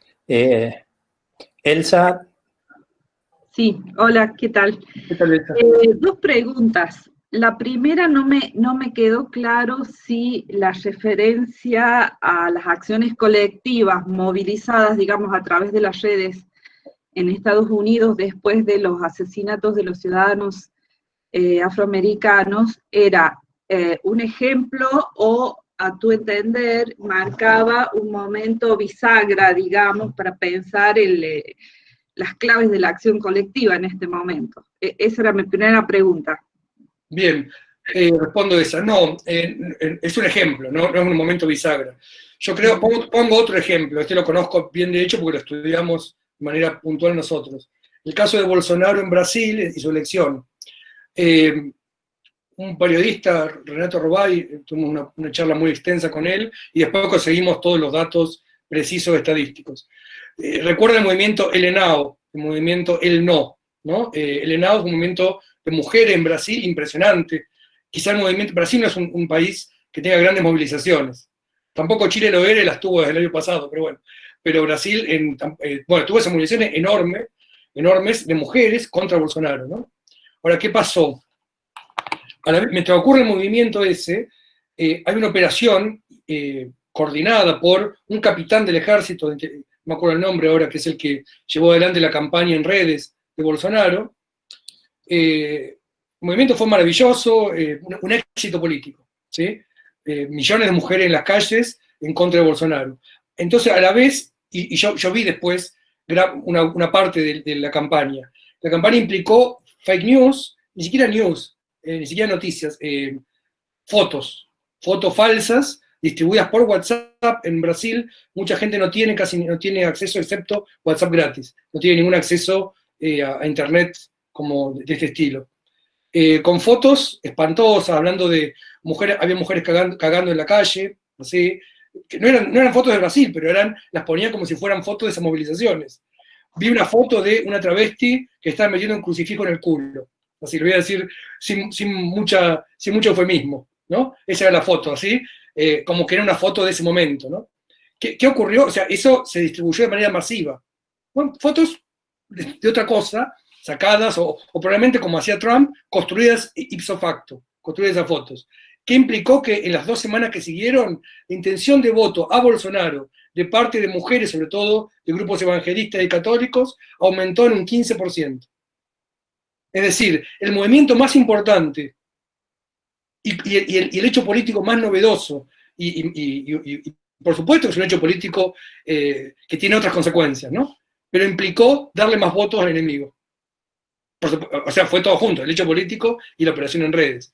Lo que yo mostraba con esto que contaba Lanier de la semana pasada es cómo el uso de redes y que le sirvió al movimiento Black Lives Matter para crecer enormemente, para tener una visibilización mundial, ¿no? Al punto que se replicó en todo el mundo, hasta en Argentina. Se replicó, ¿no? En Inglaterra seguro, en Francia, ¿no? Se replicó el rechazo a toda forma de racismo y de violencia policial al respecto, a la vez, por un hecho no fortuito, pero no previsto, los mismos algoritmos que distribuyen esas noticias sirvieron para unificar el movimiento supremacista blanco racista de Estados Unidos, ¿no? Digo, como consecuencia más de eso. Es solo un ejemplo, porque eso es nuestra nueva realidad. No es que cambió algo ahí, viene cambiando hace tiempo. La pregunta venía porque pensaba en el antecedente de la convocatoria a las protestas antiglobalización allá a fines de los 90, mucho más rudimentariamente hechas vía correo electrónico, y por eso mi pregunta si era un momento bisagra, y en todo caso esas otras experiencias me parece que se encadenan en términos de la lógica, ¿no? De hecho, las protestas en Seattle y luego en los foros de Davos siguen siendo, mejor dicho, desde Seattle para acá, convocadas a través de las redes. La otra pregunta en términos de esta reconfiguración de las subjetividades, creo que se abre también un vasto campo de trabajo, digamos, para el psicoanálisis, porque al mismo tiempo yo creo que se van despuntando otras aristas de la neurosis, digamos, en términos de la ocupación del tiempo y los desdoblamientos, digamos, las claves comunicacionales en las que nos ponemos tal vez en un mismo día, ¿no? La clase, el foro de debate, la evaluación de la tesis, etcétera. Entonces, sí, ustedes en el equipo están trabajando también en una clave más interdisciplinaria en ese sentido. Esa es la otra pregunta. Sí, sí, trabajamos en una multidisciplinar y el equipo, de hecho, hay gente de filosofía, de letras, de sociología, de comunicación, de sociología. Lamentablemente no hay psicoanalistas, eso me acabo de dar cuenta, que haría falta, sin duda. No solo en esta dimensión del padecimiento que estamos padeciendo de manera masiva, sino también de la propia, de lo intrínsecamente psicoanalítico que hay para pensar en todo este vínculo, no quiero decir la palabra automatizado, porque no automatizado, el vínculo digital, digamos, ¿no? El vínculo constitutivo de los sistemas, o digamos, voy a usar esta palabra que es una palabra que yo sé que suena mal muchas veces, pero es la palabra para mí, el vínculo cibernético, ¿está bien? La cibernética como concepción que atravesó también y atraviesa también el psicoanálisis, de hecho Lacan mismo retoma, tiene referencias cibernéticas, digamos, ¿no? Y que son brillantes y nada, que requerían toda otra charla completa. Es para mí uno de los problemas que hay que encarar hoy, aquí y ahora, digamos, ¿no? Sin duda. Y retomo un poquitito más lo anterior. Yo creo que también es muy interesante un análisis empírico, conceptual de cómo desde las protestas de Seattle, pero también pasando por, no sé, la explosión de Atocha en España, o la constitución del Foro Mundial, Social Mundial en Porto Alegre, bueno, todas esas cosas estuvieron atravesadas por formas tecnológicas diferentes. Lo que ocurre hoy, me parece, es una gran transformación de esas tecnologías de mediación, ¿no? No es simplemente lo digital como medio de comunicación o de difusión, es lo digital como medio de construcción del mundo, ¿sí? O si lo creen en términos lacanianos, como la construcción de lo simbólico, digamos, ¿no? Entonces, lo simbólico hoy se constituye a partir de una mediación no transparente y no humana. Y ahí ya la cosa se complica más, digo, entonces hay que retomar toda esa tradición, pero darle un par de vueltas de tuerca más en términos de cómo funcionan hoy esas redes, ¿no? Lo que pasa con el Black Lives Matter no es, bueno, y quizá en ese sentido sí una bisagra, no el Black Lives Matter, también todo el otro, ¿no? Que tiene que ver con no ya solamente un uso subjetivo de la tecnología de la comunicación, sino al revés. Digo, Obama fue quizá el primer gran usuario de las redes como forma de propaganda política, ¿no? Y empezó con algunas cosas como ver a qué hora mandar el mensaje a quién, qué mensaje a segmentar, empezó a hacer así, pero era todavía artesanal el trabajo. Trump lo hizo de una manera industrial e innovadora, digamos, ¿no? Y por eso es que tenemos eso, ¿no? Por eso es lo que decía Lanier, ¿cómo es posible que alguien como Trump sea el presidente de Estados Unidos? O que alguien como Johnson, o que alguien como... Bueno, etc. Muchas gracias. Gracias, Elsa, a vos. Bueno, ahora tiene la palabra Renzo, y después Edison también pidió la palabra. Vale, muchas gracias. Buenas tardes con todas y todos. Buenas tardes, Javier, un placer escucharte. Siempre me perdí tu charla el día lunes, así que qué bueno escucharte ahora. Justamente mencionas que parte de lo que dijiste hoy fue lo que hablaste el lunes. Así que bueno, alegre de escucharte. Bueno, quiero continuar un poco con lo que mencionaban hace un momento, igual siguiendo el camino de lo psicoanalítico. Tomando un poco de lo que mencionaba Stigler, ya que lo mencionaste también, Javier, sobre respecto a una postura farmacológica, ¿no?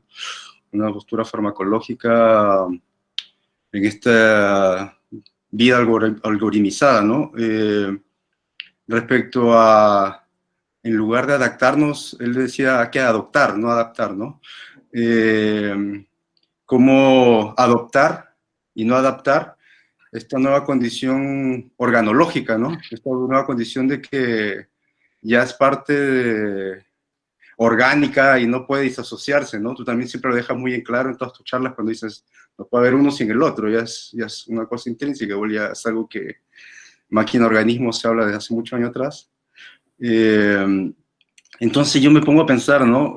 Recordando ese texto de Stigler en el que habla sobre la estupidez artificial y la inteligencia artificial en el antropoceno, ¿no? El que dice, ¿qué pasa con la imaginación y con esa inteligencia no ética, ¿no? Con la creatividad, ¿no? Con la noesis en sí misma, ¿no? Eso que aún queda y puede perdurar aún en lo vivo, ¿no? En lo mortal, dice él, ¿no?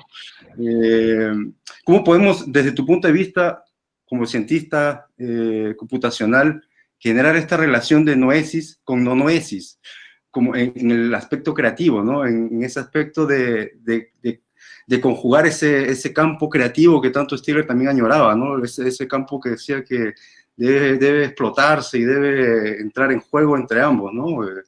Cuando él siguió la dirección de tantos institutos allá en Francia también, ¿no? Trataba de poder entablar ese dilema, ¿no? Entre la perfección de lo creativo de la máquina que realmente entregaba algo sin sentido o con sentidos, pero no había forma de entablar ¿no? Esta aceleración, ¿no? Estos dos tiempos en juego, ¿no?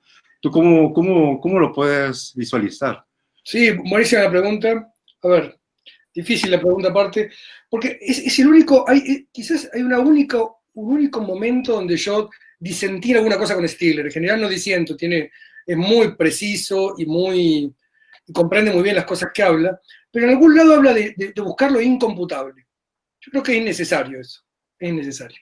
E imposible, pero bueno. Pero eso tiene que ver con una sutileza de lo computable y lo incomputable, ¿no? No creo que vaya por ahí la cosa. Yo creo que va por el lado de, por supuesto, reencontrar las formas de la creación en este vínculo cyborg que siempre fuimos, digamos, ¿no? Cyborg en el sentido de que incluimos como toda una serie de andamiajes externos en nuestra propia constitución interna, ¿no? Podemos pensar y hacer cuentas porque tenemos capacidad motriz y perceptiva para poder escribir en un cuaderno afuera. Digo, los hipomnémata, o sea, para los griegos, y para Platón en particular, él distinguía hipomnémesis de anamnesis. No me sale las palabras nunca. O sea, el hipomnémata es la exteriorización de la memoria y que de alguna manera Platón sospechaba que era una memoria muerta, ¿no? Algo que no operaba bien, mientras que la anamnesis es el proceso interno de la memoria. El mismo Simondon se equivoca ahí distinguiendo las dos memorias, ¿no? Stigler no, pero mantiene esta cosa nostálgica de una especie de lo incomputable. No hace falta el incomputable, hace falta que ese vínculo sea creativo en sí mismo, digamos. Y para mí es correcto cuando él habla de los circuitos de subjetivación, ¿no?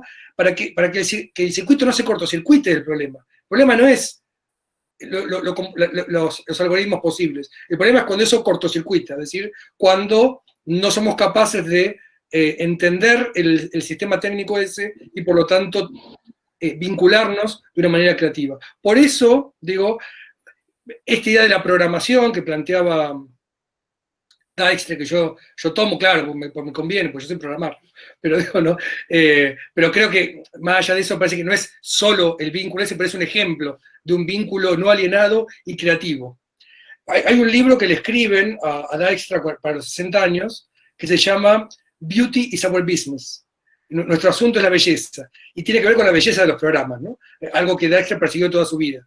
Es una forma, y algo que la dimensión estética del objeto técnico es para Simondon constitutiva del objeto técnico también, intrínseca. No es que lo embellezco después para que me lo compre, al contrario.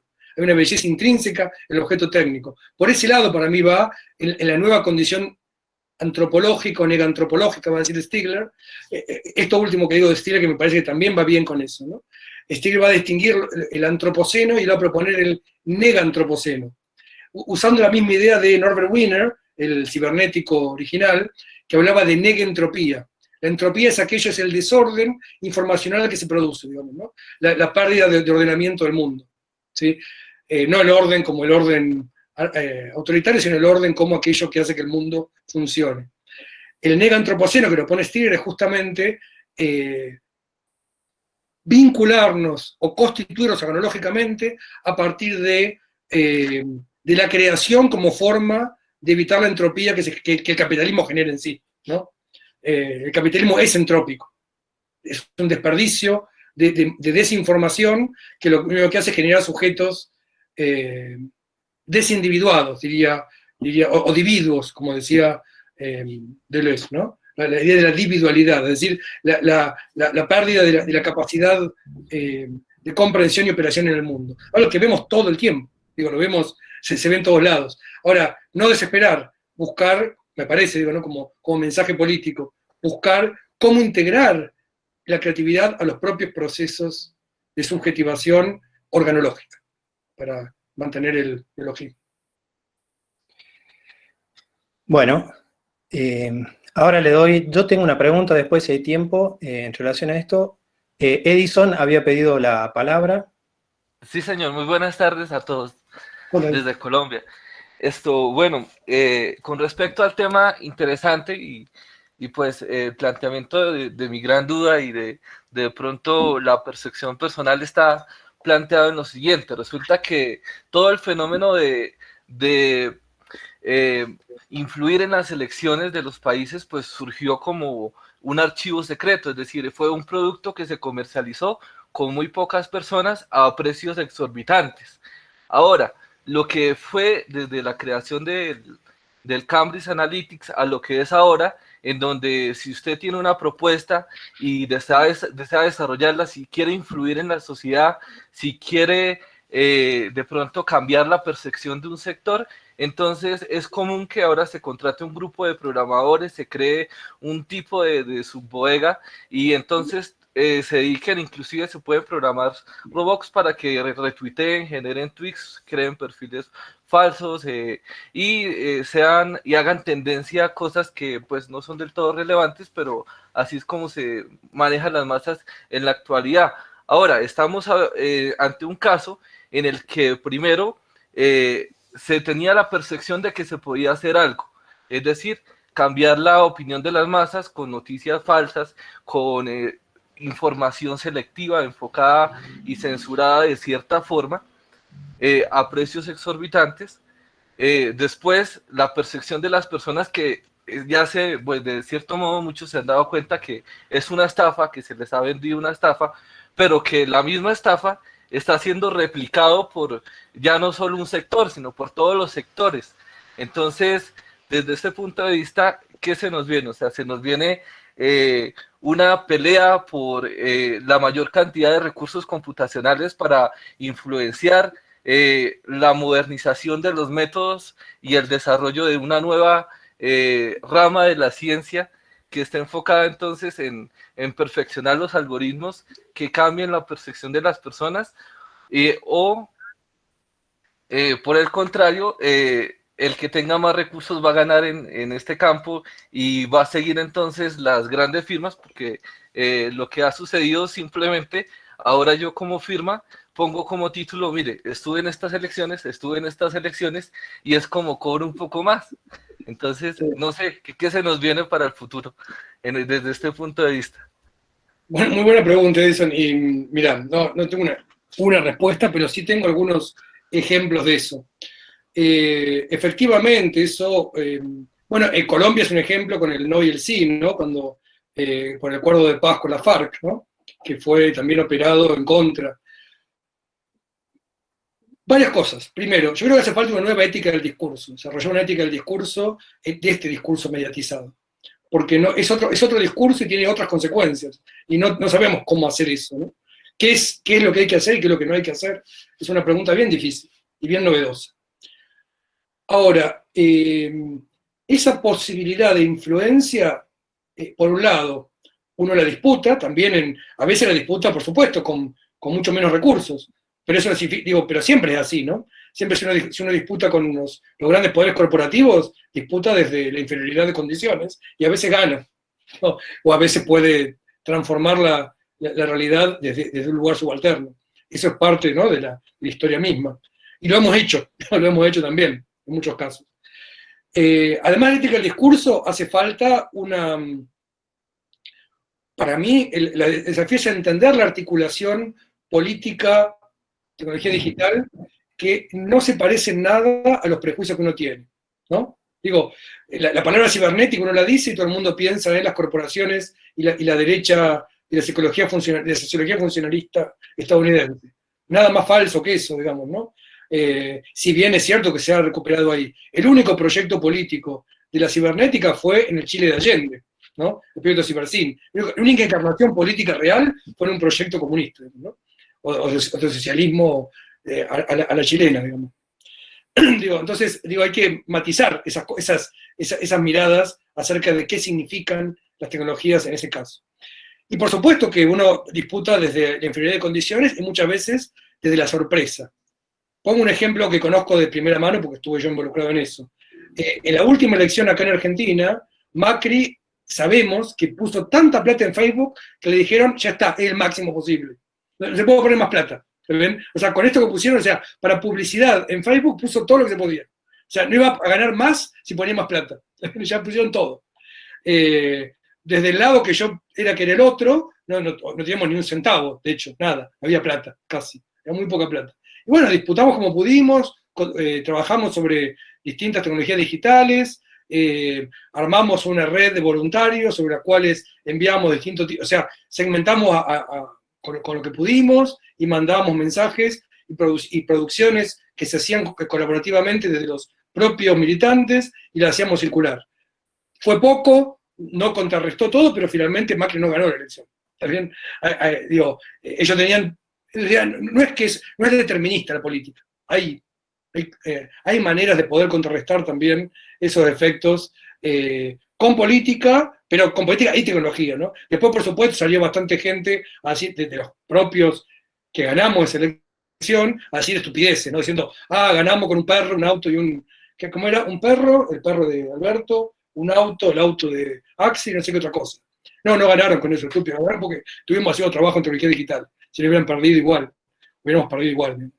Pero digo, más allá de eso, por supuesto que lo que hicimos fue mucho menos en términos de recursos que lo que podían hacer con infinita plata puesta en Facebook. Pero no estamos sin fuerza del otro lado, digamos, ¿no? En ese caso, por lo menos. Lo de Bolsonaro fue brutal y no hubo forma de contrarrestarlo, ¿no? Se vio venir, pero lo de Bolsonaro fue inclusive a un nivel violento, ¿no? O sea, todo el equipo de Haddad estaba pinchado a los teléfonos y entonces no solo sabían lo que estaban haciendo, sino además los intimidaban.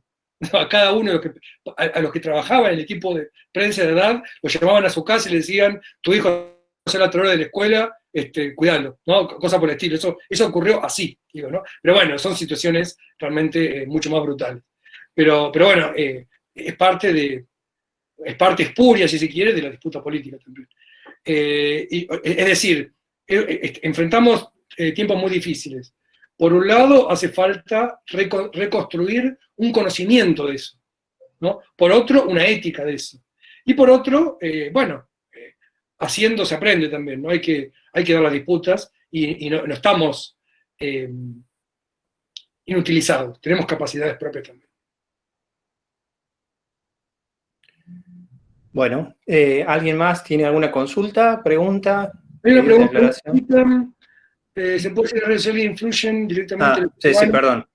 Sí, por supuesto. Sí, completamente. Sí, digamos que hoy justo leía este librito que voy a presentar después de Yung Hui, que es otro de los filósofos actuales. Estaba leyendo un cachito antes de la charla. Y decía así taxativamente, ¿no? Las redes sociales son la Gestalt, es decir, el enmarcamiento del que habla Heidegger, ¿no? O sea, son la manera en que el mundo se articula de una manera como recurso, ¿cómo se llama? Recurso ahí, digamos, ¿no? No sé cómo se dice en castellano eso. O sea, en la manera en que se nos manifiesta el mundo es a través de las redes sociales y, por supuesto, si algo pueden hacer, que es parte también de la respuesta a lo de Edison, ¿no? Yo no sé si uno puede, a través de las tecnologías actuales de interpelación por redes, generar, por ejemplo, empatía, o generar esto que decía Lanier, ¿no? Que a los buenos políticos, o los que digo que son buenos políticos, las puedan apoyar o querer a través de las redes. Parecería que no, parecería que lo único que se puede generar es rechazo, odio, violencia, digamos, ¿no? O por lo menos que son mucho más adecuadas para generar eso. Es decir, hay, por supuesto, en el tipo de vínculo y en el tipo de tecnología, valores específicos que son más adecuados, o más posibles en esas redes, ¿no? Que otros. El amigo Bifo Berardi va a decir que va a hablar de conectividad versus conjuntividad, ¿no? Y va a decir, lo conjuntivo es el estar ahí, el estar con el otro, con la otra, y en ese estar hay un vínculo que no se puede establecer en lo conectivo. Y algo de eso hay, por supuesto. Lo conectivo no permite una empatía directa, no, cuando uno ve, si uno está, digo, yo que no era conectivo, ni mucho menos, era más conjuntivo, me gusta mucho ir a un barrio y laburar con la gente ahí, digamos, y ver lo que están pasando. El no poder hacerlo es un hándicap, una carencia enorme, digamos, ¿no? Yo lo sé eso. Pero me parece que a la vez el desafío es reconstruir vínculos empáticos, vínculos, no sé, más que eso, vínculos fértiles, ¿no? A través de las redes también, con y en las redes, y cuando o si podemos volver a tener una vida conjuntiva, me parece que va a ser otra vida conjuntiva, no tengo dudas que va a ser otra vida, en la cual la integración con los vínculos y con las comunicaciones digitales va a tener que reformularse también. Y bueno, y efectivamente lo que dice Gloria, comparto todo palabra por palabra, digamos, ¿no? Hoy si las redes algo hacen, y yo por eso casi la he abandonado, es generar esas cosas. Pero a la vez, bueno, yo me acuerdo, Giovanni, si estuviste en el curso que dimos de tecnología de la información Sí, en la maestría.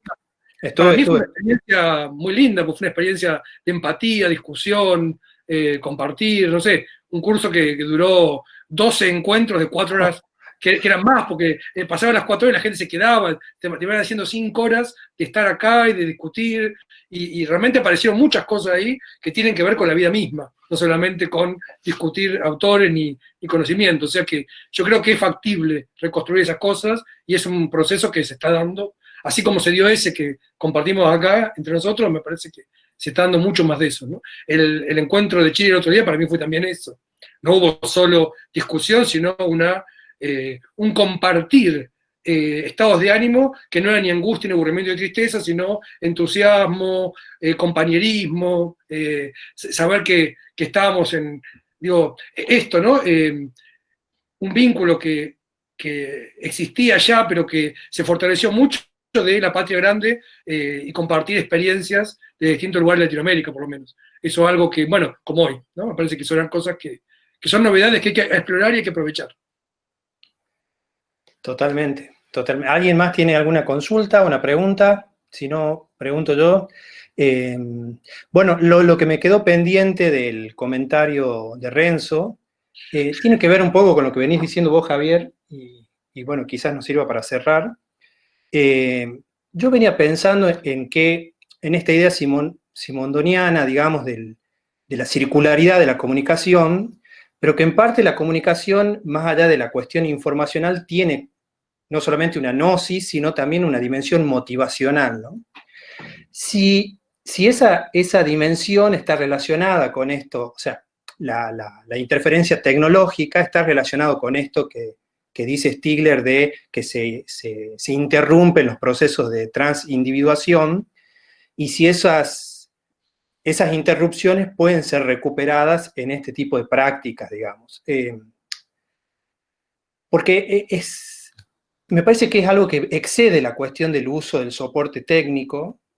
Me parece que esa es la cuestión, y que tiene que ver con esto, que yo sé que a vos no te gusta mucho la idea de invención, y eso se discutió un poco en el curso, pero bueno, aparece un poco esta idea de encontrar una vía intermedia entre el aceleracionismo, digamos, de irrumpir sobre los medios e intentar tomar esa infraestructura, y la posición de Tikkun, por ejemplo, de comenzar a interrumpir, intersectar y hacer como una contrainteligencia o romper esos circuitos. Es decir, no sé si se entiende la pregunta, pero sí, digo... Se entiende perfectamente.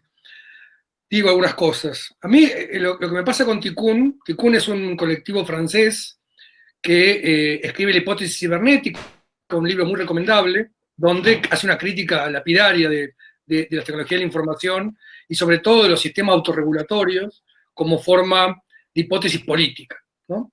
Lo tratamos en el encuentro de Chile el otro día. A mí lo que me parece, más allá de muchas cosas buenas que tiene ese trabajo, es que tiene que interrumpir, no es que sea bueno o malo, es que es inútil, digo, ¿no? No me parece una buena política, nada más que eso. Me parece, además puedo discutir lo otro, pero me parece que además de eso no se trata de interrumpir, porque no se puede interrumpir los flujos informacionales. Se los puede reorientar, se puede hacer parte, se los puede subvertir, ¿no? Y además no vienen ya con no es que los flujos informacionales son los flujos de Google o los flujos de Facebook o los flujos de Trump. Son flujos informacionales de muchos pelajes, de muchos orígenes. Entonces, me parece que efectivamente la recuperación de la noosfera como una esfera de conocimiento, de creatividad y de intervención es el camino necesario, es una condición necesaria para lo que para mí sería hoy, que no se malentienda, ¿no? La recuperación del proyecto ilustrado, no del proyecto ilustrado en el sentido puro de la palabra, sino de la posibilidad de que el conocimiento no se emancipe, ¿no? Esa vieja idea de Kant, del conocimiento como emancipación, como una mayoría de edad de la humanidad, que hoy me parece, retrocedió a la preadolescencia, digamos, ¿no? En ese proyecto, hay que reconstruirlo en este contexto. Stigler va a decir, creo que en ese trabajo que mencionaba Renzo, el que habla de estupidez artificial también, él va a decir que el problema del proyecto ilustrado es que, no lo dice estos términos, lo interpreto yo, es que hablaba de un sujeto cognoscente, el sujeto kantiano, que es un sujeto idealizado, que nunca existió. Lo que hay, siempre las formas hipomnésicas de la memoria fueron condición para ese sujeto. Fueron parte de las condiciones del conocimiento.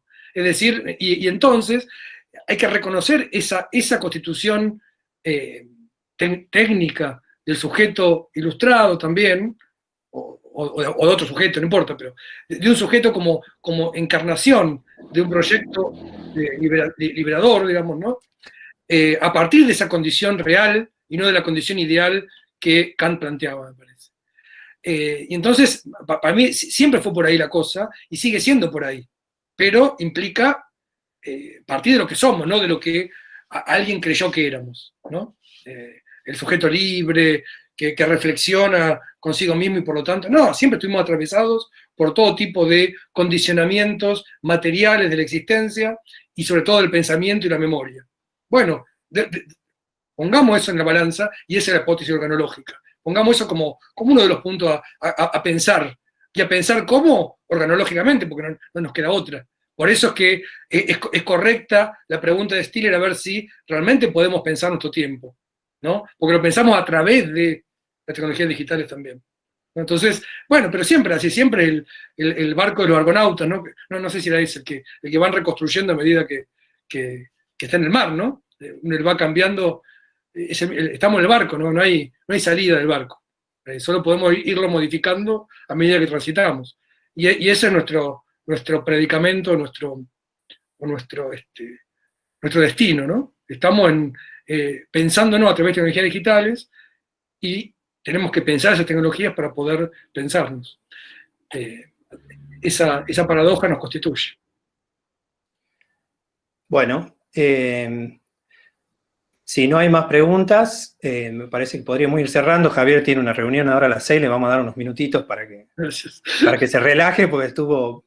Bueno, simplemente agradecerte, Javier, yo sé que tenés una agenda bastante complicada, y espero que en algún momento puedas volver a Catamarca, y acá en Catamarca podamos hacer algo. Sí, con todo gusto. Dos cosas. La única vez que estuve en San Fernando fui a un concurso, tuve 3 días, me engripé, así que estuve con fiebre, la verdad que no disfruté nada. Disfruté igual porque la ciudad es hermosa, y fui muchas veces a Santa María, porque mi suegro es de Santa María, nació en Santa María. Así que he ido varias veces al Valle Calchaquí, por ahí. Pero a San Fernando fui una sola vez, fue una experiencia así como encerrado en el hotel 2 días, tirado en la cama. Y haciendo un concurso en la Facultad de Exactas. Pero bueno, espero ir otra vez en tiempos más felices y hacer cosas más felices. Buenísimo. Sí, te esperamos acá. Muchísimas gracias. Y muchísimas gracias a todos los que participaron por la colaboración, por la buena onda y por la escucha. Y bueno, nos encontraremos en el próximo encuentro posiblemente. Les mando un abrazo a todos y nos vemos. Adiós, gente. Un gran gusto.